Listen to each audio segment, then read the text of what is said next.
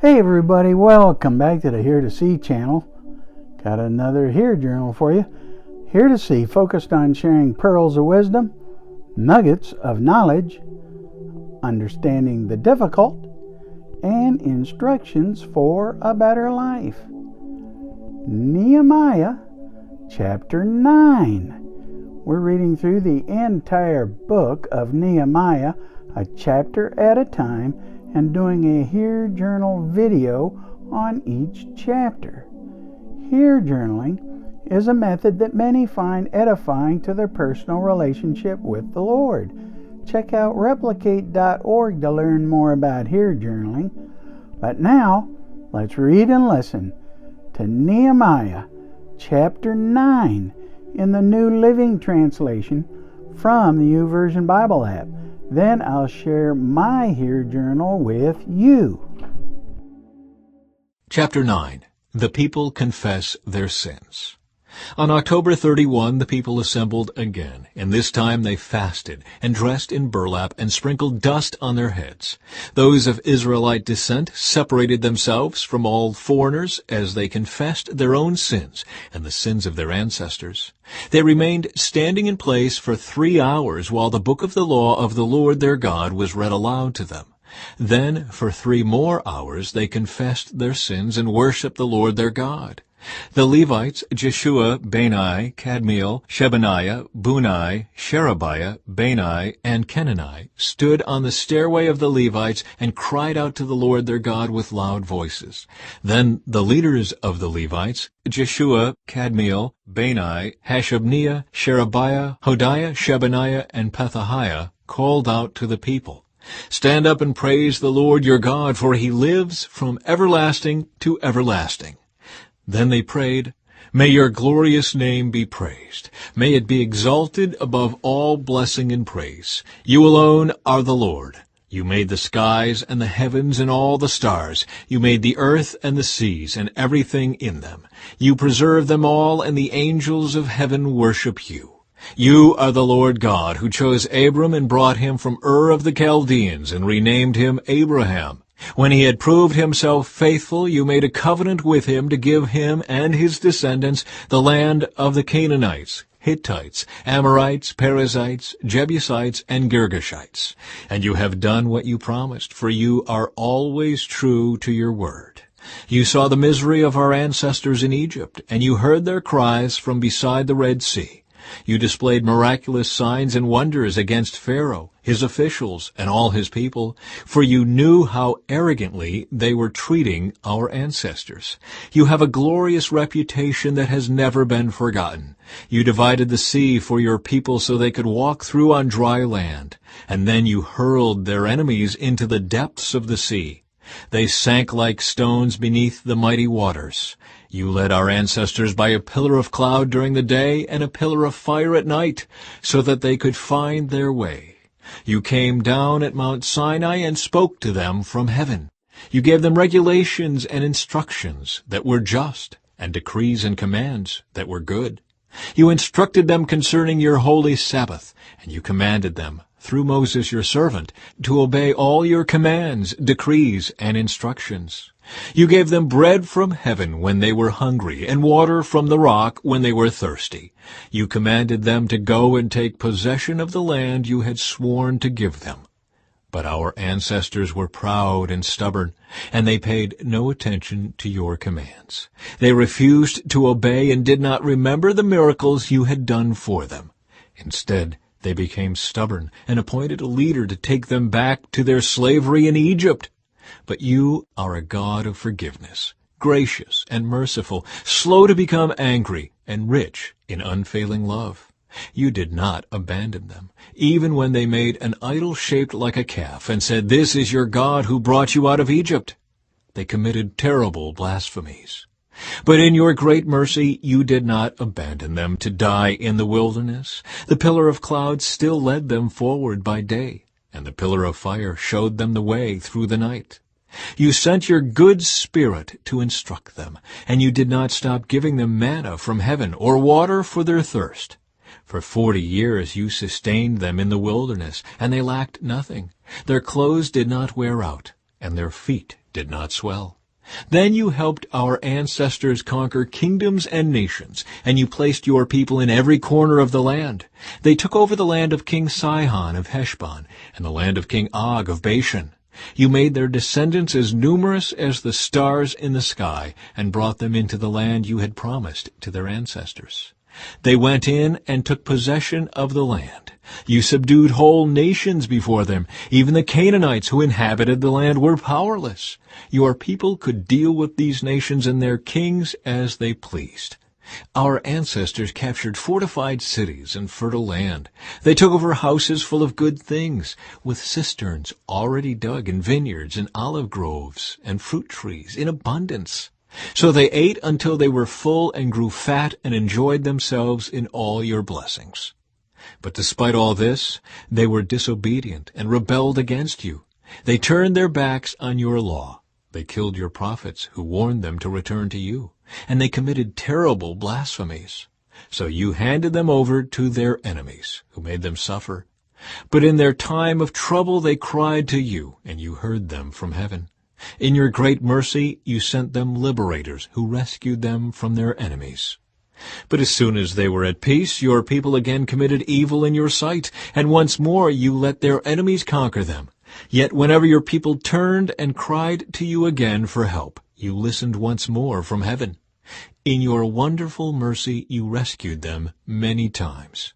You warned them to return to your law, but they became proud and obstinate and disobeyed your commands. They did not follow your regulations, by which people will find life if only they obey. They stubbornly turned their backs on you and refused to listen. In your love you were patient with them for many years. You sent your Spirit who warned them through the prophets, but still they wouldn't listen. So once again you allowed the peoples of the land to conquer them. But in your great mercy you did not destroy them completely or abandon them forever. What a gracious and merciful God you are. And now our God, the great and mighty and awesome God who keeps his covenant of unfailing love, do not let all the hardships we have suffered seem insignificant to you. Great trouble has come upon us and upon our kings and leaders and priests and prophets and ancestors, all of your people, from the days when the kings of Assyria first triumphed over us until now. Every time you punished us, you were being just. We have sinned greatly, and you gave us only what we deserved. Our kings, leaders, priests, and ancestors did not obey your law or listen to the warnings in your commands and laws. Even while they had their own kingdom, they did not serve you, though you showered your goodness on them. You gave them a large, fertile land, but they refused to turn from their wickedness. So now today we are slaves in the land of plenty that you gave our ancestors for their enjoyment. We are slaves here in this good land. The lush produce of this land piles up in the hands of the kings, whom you have set over us because of our sins. They have power over us and our livestock. We serve them at their pleasure, and we are in great misery.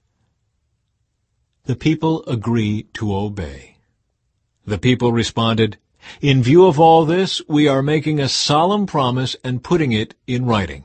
On this sealed document are the names of our leaders and Levites and priests." And that was Nehemiah chapter 9 in the New Living Translation from the YouVersion Bible app. Now for my Hear Journal. First, the highlight, Nehemiah chapter 9 verses 1 through 4. Verse 1. On October 31st, the people assembled again, and this time they fasted and dressed in burlap and sprinkled dust on their heads. Those of Israelite descent separated themselves from all foreigners as they confessed their own sins and the sins of their ancestors. They remained standing in place for 3 hours while the book of the law of the Lord their God was read aloud to them. Then, for 3 more hours, they confessed their sins and worshiped the Lord God. The Levites, Jeshua, Bani, Kadmiel, Shebaniah, Bunni, Sherebiah, Bani, and Kenani, stood on the stairway of the Levites and cried out to the Lord their God with loud voices. So, what is my explanation? The New Living Translation documents this took place on October 31st on our calendar. The King James Version documents this as shown. Nehemiah chapter 9 verse 1, King James Version. Now in the 24th day of the month, the children of Israel were assembled with fasting and with sackcloth and earth upon them. Here is an excerpt from Matthew Henry's commentary on Nehemiah chapter 9 that explain. The 10th day of the 7th month between the Feast of Trumpets, chapter 8 verse 2, and the Feast of Tabernacles, verse 14, was appointed to be the Day of Atonement. We have no reason to think that it was religiously observed, though it is not mentioned. But here we have an account of an occasional fast that was kept a fortnight after that, with reference to the present posture of their affairs. And it was, as that, a day of humiliation. There was a time to weep as well as a time to laugh. We have here an account. And there's the reference link. Clearly, the Israelites did atone. They, 1, separated themselves from foreigners. They, 2, confessed the sins of their ancestors. They, 3, remained standing while the book of the law was read aloud. And they, 4, confessed their sins and worshiped the Lord their God. So how does that apply to us today? What a wonderful idea to atone on October 31st rather than celebrating Halloween. Let us follow the great example in Nehemiah chapter 9 by, number 1, separating ourselves from unfaithful people, assemble with the faithful. 2, confess the sins of our ancestors, our families, and our governments. 3, remain standing while the Word of God is read aloud. 4, confess and repent of our own sins. And 5, worship and thank the Lord our God for His love and faithfulness. We don't have to wait until October 31st. We can do this any time that we gather as believers. Reference 2 Chronicles chapter 7 verse 14. If my people who are called by my name humble themselves and pray and seek my face and turn from their wicked ways, then I will hear from heaven and I will forgive their sin and heal their land. 1 John chapter 1 verse 9. If we confess our sins, He is faithful and just to forgive us our sins and to cleanse us from all unrighteousness. John 3:16. For God so loved the world that He gave His only Son, that whoever believes in Him should not perish but have eternal life. Romans chapter 10 verses 9 and 10. Because if you confess with your mouth that Jesus is Lord and believe in your heart that God raised Him from the dead, you will be saved. For with the heart one believes and is justified, and with the mouth one confesses and is saved. James chapter 5 verse 16. Therefore, confess your sins to one another and pray for one another that you may be healed. The prayer of a righteous person has great power as it's working.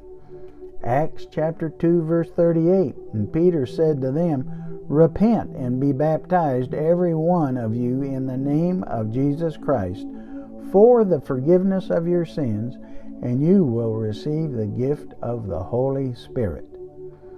Proverbs chapter 28, verse 13. Whoever conceals his transgressions will not prosper, but he who confesses and forsakes them will obtain mercy. Acts 17:30. The times of ignorance God overlooked, but now he commands all people everywhere to repent. Psalm 32 verse 5. I acknowledge my sins to you, and I did not cover my iniquity, I said. I will confess my transgressions to the Lord, and you will forgive the iniquity of my sin. Selah. So, what is my response?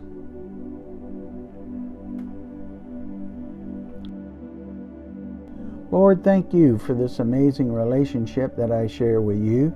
Thank you for your word, the Bible. Thank you, Holy Spirit, for leading me into all truth. I will separate myself from unfaithful people to assemble with the faithful. Number 2, confess the sins of my ancestors, my families, and my governments. Number 3, hear and understand and apply your truth while the Word of God is read aloud. 4, confess and repent of my own sins. Number 5, worship and thank you, Lord my God, for your love and faithfulness.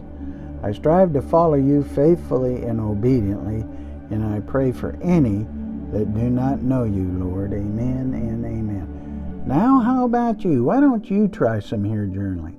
Highlight, explain, apply, respond. You'll be so glad you did. Comment below. Share your experiences with us. If you don't know Jesus, read the Gospel of John chapter 3 to learn about his forgiveness and talk to God about it. You can always talk to God.